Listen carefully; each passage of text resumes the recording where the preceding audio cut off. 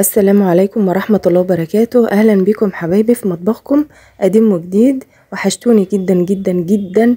ازيكم عاملين ايه؟ يا رب تكونوا في احسن حال. النهاردة ومعلش بعد غياب كده رجعت لكم كده بحاجة حلوة. في ليالي الصيف كده معرفش ليه الواحد بيشتاق للحاجة الحلوة وعايز تملي ياكل حاجة حلوة، فعملت لكم صنف يا رب يعجبكم ويا رب يكون سهل عليكم. هو لذيذ قوي وان شاء الله هتحبوه. هنعمل مع بعض المدلعة وهي اسمها كده عشان هندلعها جامد قوي النهاردة. اول حاجة هنعملها مع بعض الشربات او السيرم او العسل بتاع الصنف بتاعنا الحلو. هنحط زي ما انتوا شايفين معايا 3 كوبايات مية وعليهم 3 كوبايات سكر، لان انا عايزاه مش تقيل ولا خفيف، عايزينه كده متوسط عشان هنعمل ان شاء الله طبقة بسبوسة وطبقة كنافة، وهنحتاج نسقيهم بالشربات. والحلو بتاعنا ده اسمه المدلعة عشان هنستخدم الصنفين مع بعض، الكنافة والبسبوسة، وهندلع الاتنين بحاجات كتير زي ما هتشوفوا معايا. بنقلب في البداية السكر عادي خالص بالراحة جدا علشان ما يجيش على الحوافي، طبعا احنا بقينا اساتذة بقى في الموضوع ده. بفضل اقلب كده اهو بالراحة لحد ما يبدأ اول ما بيجي يغلي بشيل ايدي خالص منه، ما بقلبش ولا بلمسه بقى لحد ما يغلي شوية حبة كده حلوين. وفي الوقت دوت بحط ملح الليمون، او بتحطي عصرة الليمون بتاعتنا، ويستحسن لما تيجي تعملي الحلويات حطي ملح ليمون يستحسن. في اخر خطوة خالص بتحطي شوية فانيليا صغيرين، بس انا هنا مش هضيف فانيليا، عايزة الكنافة والبسبوسة طبيعية كده، وهحط الفانيليا على الكريمة. هنا بقى بنبدأ بعد كده بنعمل بقى الكنافة بتاعتنا زي ما انتوا عارفين برضو، وعملتها كتير معاكم، ان احنا علشان نطلعها مفروم ناعم قوي كده بنحطها في الفريزر، وبعد كده بنفرمها بين ايدينا كده، بندلكها بين ايدينا، يا اما في الكبة بتاعتنا لو الكبة بتاعتنا كبيرة وحلوة بنفرمها كده الفرمة الناعمة دي. وبعد كده بنحط اضافاتنا عليها اللي هي ايه؟ اللي هي معلقة السكر، يعني لو هو نص كيلو، انا عامله هنا نص كيلو، بتحطي معلقتين كبار سكر او 3، وبتحطي السمنه بتاعتك او خليط من السمنه والزيت، بس مش زبده. الزبده لو هتعمليها لازم تسيحيها على النار الاول، يبقى يا اما زيت يا اما سمنه يا اما خليط من السمنه والزيت. والسمنه بلدي او صناعي طبعا المتوفر عندك، بس يستحسن طبعا تكون بلدي طبيعي.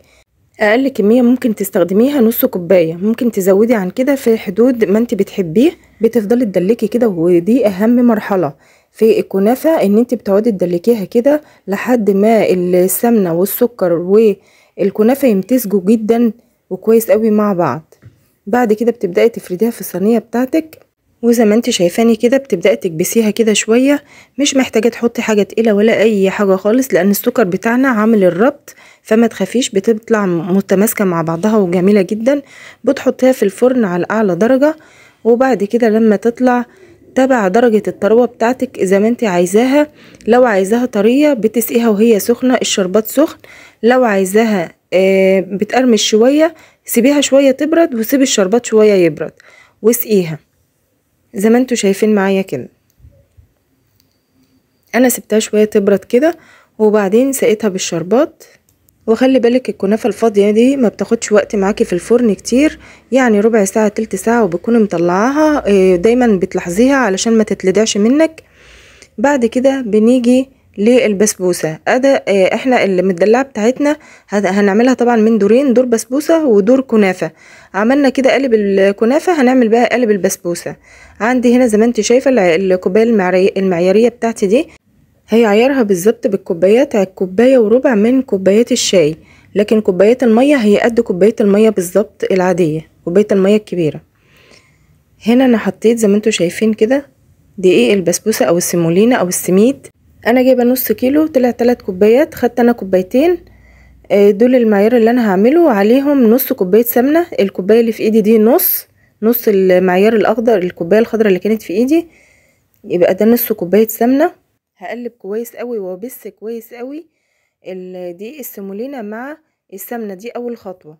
هسيب بقى الاسباتيولا كده من ايدي وابدا استخدم ايدي في بس السمنة مع البسبوسة، عشان كده اسمها بسبوسة. بنبس كويس قوي لحد ما دقيق البسبوسة بتاعي يشرب ويتشرب كمية السمنة اللي انا حطاها. حلوة قوي. وممكن كمان بعد ما تعملي العملية دي تركنيه كده ربع ساعة ولا حاجة، وبعد كده تكملي بقى بقية الاضافات بتاعتنا. دي كوباية سكر، ببدأ برضو ابسهم مع بعض كويس قوي بالسكر، او اشربهم لبعض كده كويس قوي.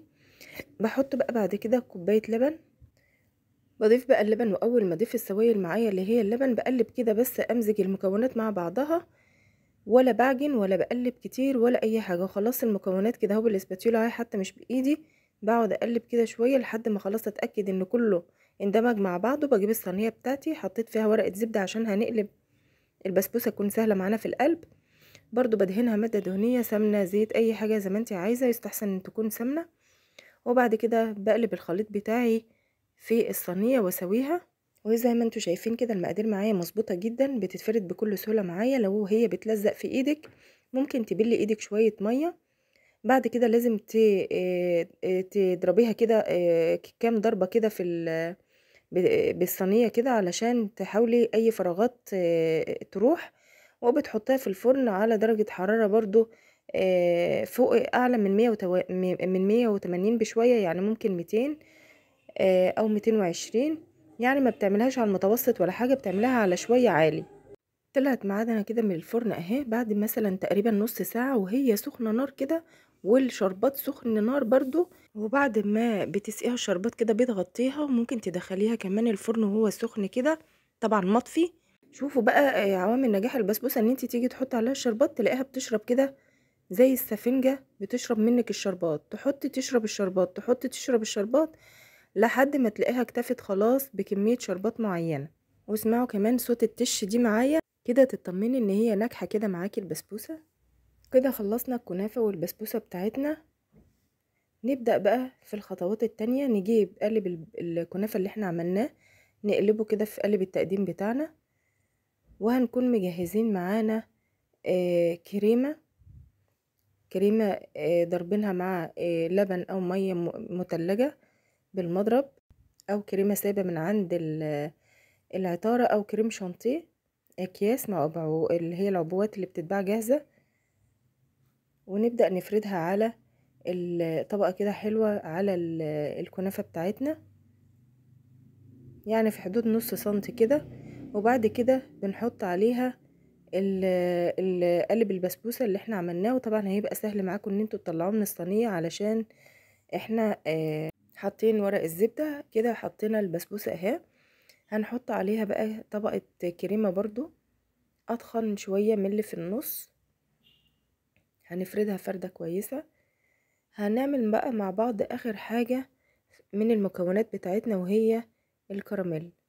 تقريبا برضو عملته معاكم في القناة كتير. هنجيب برضو الطاسة بتاعتنا، هنحط تكون سخنة، يستحسن نكون حاطينها مسبقا كده على النار مسخنينها، ونروح حاطين عليها السكر على طول، بتلاقيه ده في ثواني.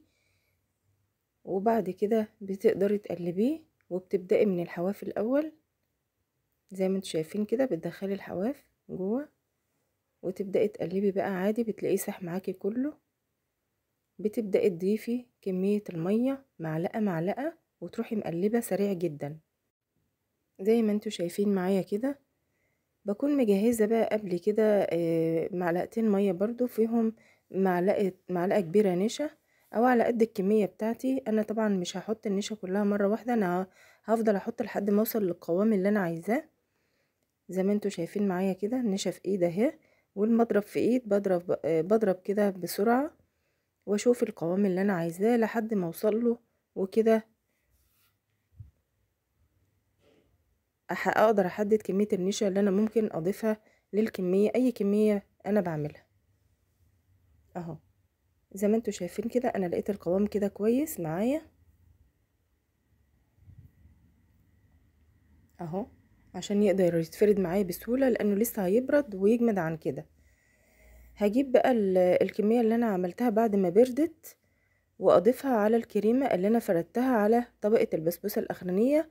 بس في غلطة هنا انا عملتها، فضلت اصب الكراميل في منطقة واحدة، فعمل معايا ايه حفرة كده. يعني ما تحاولوش تركزهم في حتة واحدة، يعني حاولوا بسرعة كده تمشوا ايديكم على المنطقة كلها، زي ما انا عملت في الاخر كده اهو. بس كده. وهنفرد بقى بمعلقة ولا حاجة، وخلاص كده عندنا بقى الكريمة بقيتها. حطيتها في كيسة او من بتاع الحلواني، بنعمل خطوط كده بالعرض زي ما انتوا شايفين. انا يا جماعة بحاول اسرع على قد ما اقدر عشان ما اطولش الفيديو عليكم، لان الصنف دوت بياخد خطوات شوية. بس كده زي ما انتوا شايفين، وبخلة او باي حاجة لها سن بعمل الخطوط دي مرة رايح ومرة جاي زي ما انتوا شايفين كده، وبتطلع معاكم بالشكل الحلو الرائع ده. شوفوا بعد ما قطعناها الطبقات بتبقى جميلة جدا، الطعم مش قادرة اوصف لكم، روعة قوي قوي قوي قوي. يا رب تكون الخطوات سهلة عليكم وتعجبكم، وما تنسونيش باللايك والشير والاشتراك في القناة، ودعوة حلوة ليا منكم ولأولادي بصلاح الحال. والسلام عليكم ورحمة الله وبركاته.